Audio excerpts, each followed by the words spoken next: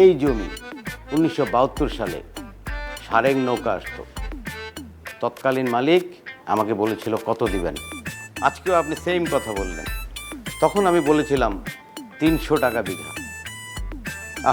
ভদ্রলোক রাজিও হয়েছিল। কি মনে করে যে কিনলাম না, আজকে আপনি মনে করিয়ে দিলেন আবার সেম কথা। তা আপনি কত হলে বিক্রি করবেন সেটা বলেন। শোনেন, পুরো বাড়িতে 12টা ইউনিট ভাড়া উঠে খাইতে পারবেন আপনি বছর বছর। চাইলে তো অনেক কিছু চাওয়া যায়, টাকা দিবেন 10 কোটি। না না না, আমি 10 কোটি টাকা দিতে পারবো না। আমি তো প্রপার্টি বিজনেস করি, এটা কিনে আমাকে তো আবার রিসেল করতে হবে।